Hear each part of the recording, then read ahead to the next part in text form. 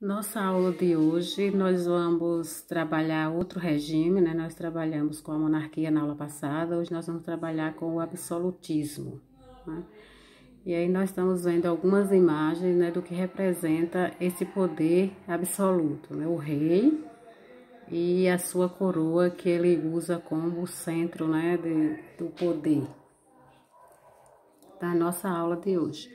Absolutismo. Então, o que é o absolutismo? É um regime político caracterizado por uma grande concentração de poder nas mãos do rei. Foi um regime político que se desenvolveu na Europa Ocidental entre os séculos XV e XVIII. O absolutismo teve, portanto, tempo e lugar definido. Eu coloquei ali a Europa Ocidental, né? Foi onde esse regime político se desenvolveu. A Europa Ocidental é uma região geográfica localizada na área oeste do continente europeu. É a região mais rica da Europa e é composta por 24 países. Aqui a imagem nós estamos vendo, né, a coroa, que é o principal, que o rei usa, ou a rainha. Ali nós estamos vendo o absolutismo monárquico, já vem mesmo com uma monarquia. É mais um poder, mas que está dentro da monarquia. O rei, depois vem a nobreza, a igreja, né, os burgueses. E por último vem aí os camponeses, que está formando a pirâmide da sociedade europeia no tempo do absolutismo. Continuando, nós falamos sobre a Europa Ocidental. Falei que tinha 24 países que compõem esse grupo. E aí nós temos os países com suas capitais, né? Portugal, Lisboa, Espanha, Madrid, Itália, Roma, Alemanha, Berlim, Austrália, Viena, França, Paris, Holanda, Amsterdã, Bélgica, Bruxelas, Noruega, Oslo, Finlândia, Helsinki, Islândia, Reykjavik, Suécia, Estocolmo, Dinamarca, Copenhague, Grécia, Atenas, Reino Unido, Londres, Irlanda, Dublin, Liechtenstein, Vaduz, Luxemburgo, Malta, Valeta, Mônaco, São Marino, Suíça, Berna, Cidade do Vaticano, capital Cidade do Vaticano, Andorra, La Vela. E ali nós estamos vendo o mapa da Europa Ocidental, todo esse laranja aí, são todos os países da Europa Ocidental. E tem uma curiosidade, né? Os dois menores países da Europa Ocidental são Vaticano, com 0,4 km², e Mônaco, com 1,95 km². E a Alemanha é a nação mais rica da Europa Ocidental. Eu destaquei assim para vocês entenderem mais ou menos por que o absolutismo, né, se concentrou nessa Europa Ocidental. Então, foram esses os países e ali no mapa está mostrando a localidade. Os monarcas absolutistas, né? Quem eram eles, esses monarcas? Então, eles se opunham, né? Se opõem à monarquia tradicional e à monarquia constitucional. Segundo a definição clássica, a forma de governo monárquico ou monarquia na qual o monarca, o rei, exerce o poder absoluto. O que é isso? É independente e superior ao poder de outros órgãos do Estado. O monarca está acima de todos os outros poderes e concentra em si os três poderes do constitucionalismo moderno, que é o legislativo, executivo e judiciário. Então, todos esses três poderes estavam com ele. Então, ele mandava em tudo, né? E aí, esses monarcas absolutistas, eles podiam convocar o exército, criar e cobrar impostos, fazer leis, declarar guerra a outros reinos, né? Então, tudo isso aí eles poderiam fazer sem opinião de nenhuma outra pessoa. Então, eles eram os reis absolutistas. Então, nós estamos vendo lá o rei sentado na cadeira. Então, lá, imposto, ele poderia, né, fazer sua lei de cobrar impostos. Então, aqui nós estamos vendo o rei Luís IV, foi o rei Sol que nós estudamos antes, ele foi um rei monarca absolutista. Nós estamos vendo do João VI também aqui, que veio para o Brasil, ele era também outro monarca absolutista, né? Mas ao contrário do que possa parecer, o poder do rei absolutista tinha limites. Ele tinha seu poder limitado pelos costumes da época, pela tradição e pela existência de ministros fortes, né? Então, apesar dele ser esse durão, esse absolutista, ainda passava por esse processo limitado, né, que tinha a época, a tradição e os costumes, mas mesmo assim eles governavam com regras fortes. Para que isso acontecesse, houve alguns fatores que contribuíram para o estabelecimento do absolutismo. Uma delas, a primeira coisa, foi o aperfeiçoamento da imprensa, já trabalhamos lá atrás, né?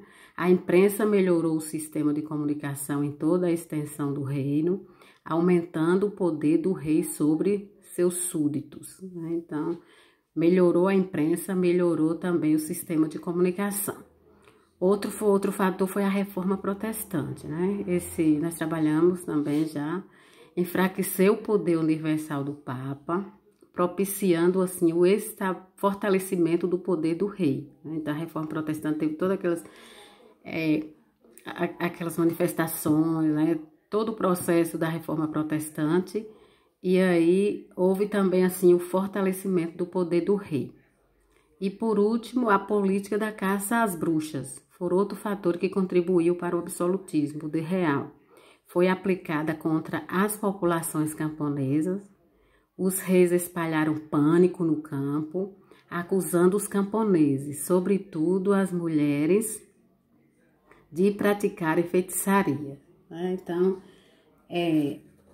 depois, né, que ele fez todo esse processo aí com os camponeses, com a desculpa de combatê-las, os reis condenavam essas pessoas à morte, na fogueira ou na forca, e dessa forma estendia sua autoridade também ao campo, né? Por mais que os camponeses protestavam, ele aí ainda tinha todo o poder sobre toda a população, né? Os camponeses, toda a população, ele tinha esse poder absoluto. Ali nós estamos vendo a imprensa, há 500 anos do protestantismo, né, que foi um dos fatores, e por último ali a política da caça às bruxas, né, ele queimando as mulheres, achando que elas praticavam feitiçarias. Agora nós estamos vendo os teóricos absolutistas, né, teóricos do absolutismo. Quem foram eles? Eles podem ser definidos como um conjunto de ideias ou teorias de um pesquisador para guiar seu trabalho e dar-lhe um ar de clareza e organização.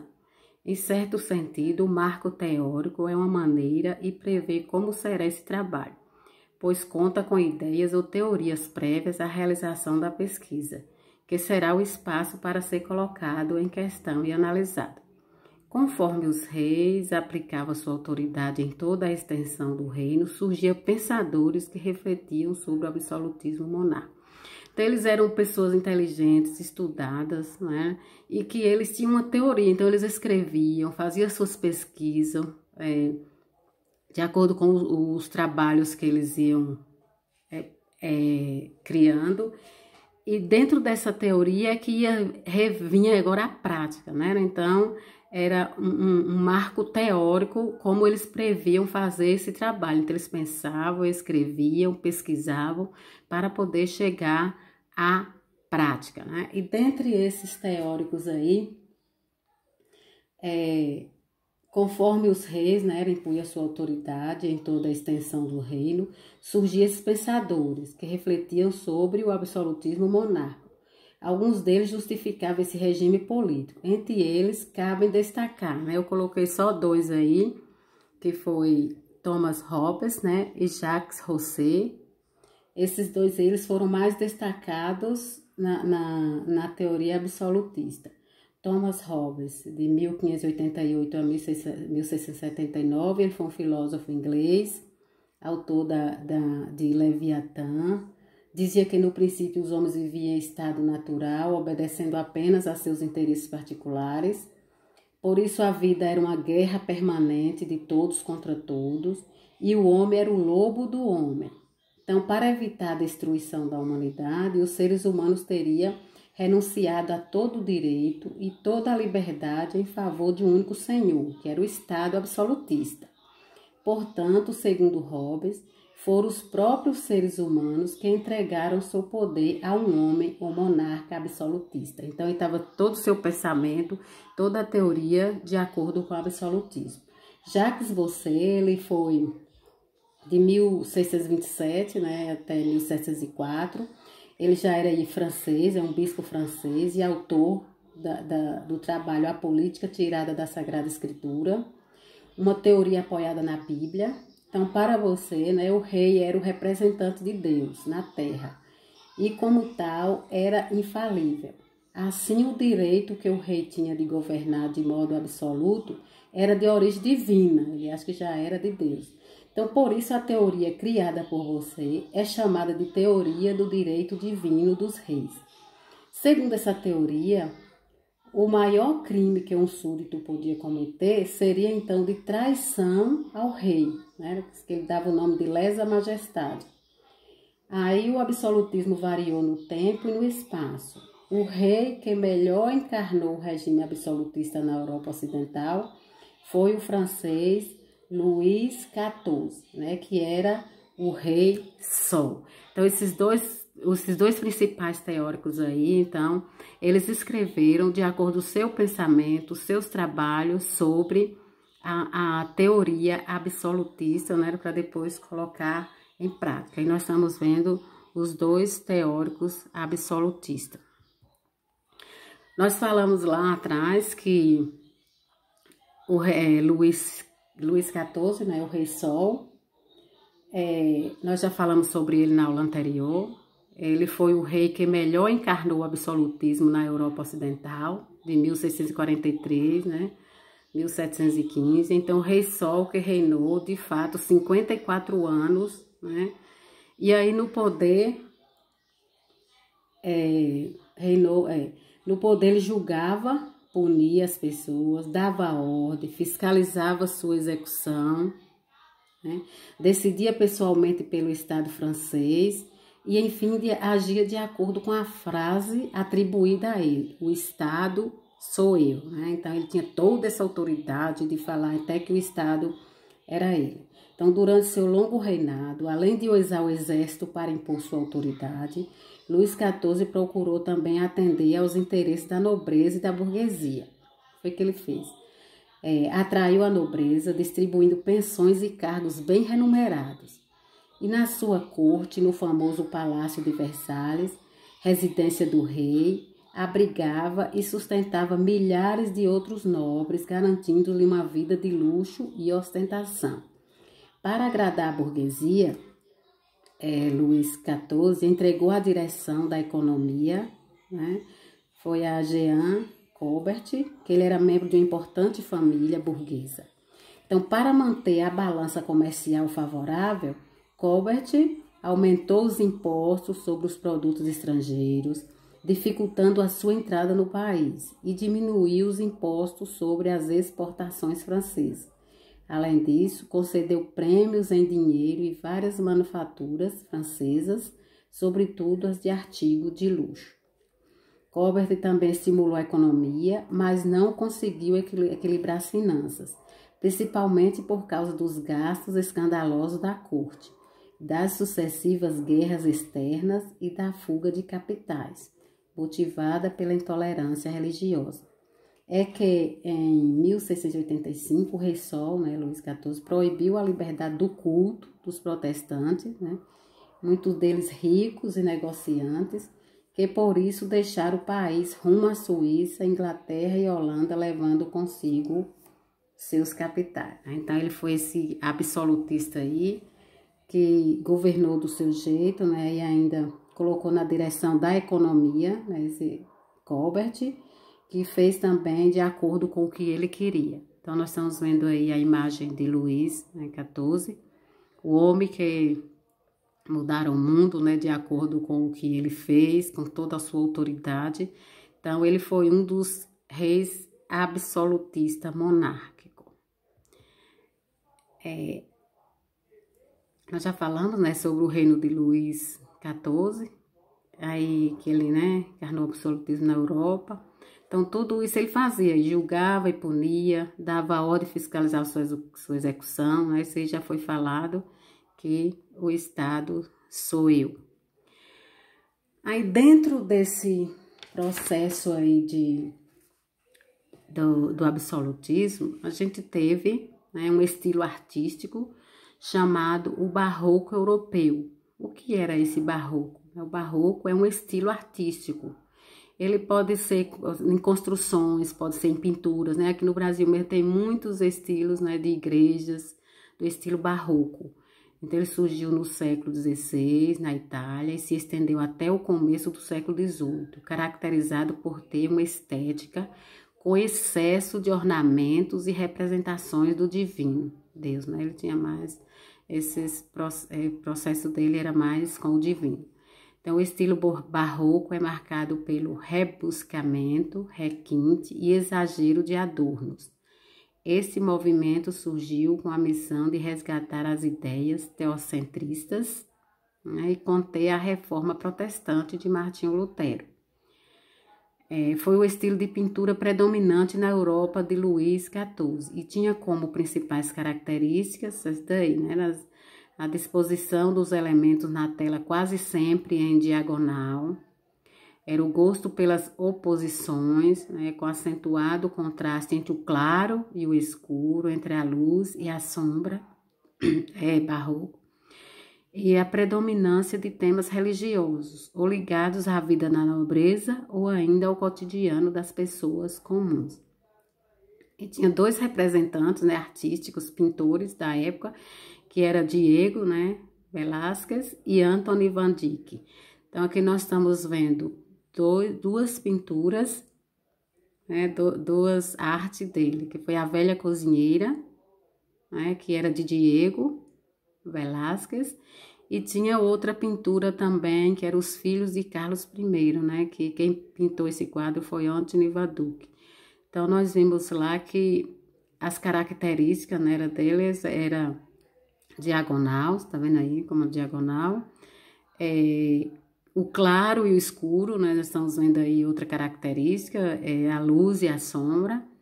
E também temas religiosos ligados à vida da nobreza, né? Então, aí vocês viram que Van Dyck pintou esse quadro aí com os filhos do rei. Então, era uma das características também do barroco europeu na pintura, né? E nós estamos vendo aí essa primeira imagem aí é Diego, né, Velázquez, e a outra é Anthony van Dyck. Então, nós estamos vendo o quadro deles, estamos também vendo a imagem deles aí também. Aí, nós ficamos hoje, né, com a aula de hoje, que foi absolutismo. Acho que deu mais ou menos para você entender que regime é esse, o que foi que aconteceu, o que o rei fazia, né?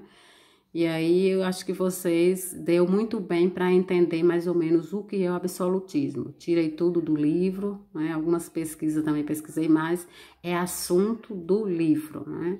E nós estamos vendo uma pintura barroca, né? Que fala a luz, a sombra, o claro e o escuro, né? A família real. E aqui também nós estamos vendo outra pintura barroca, né? Então, aí, obrigada. Eu acho que deu mais ou menos para vocês entenderem. Qualquer dúvida, assista novamente, né, o vídeo, que dá para vocês entenderem. Aqui nós temos a referência de tudo que foi tirado, né? Além do livro, que eu usei o livro, e todo o processo da aula de hoje. Muito obrigada.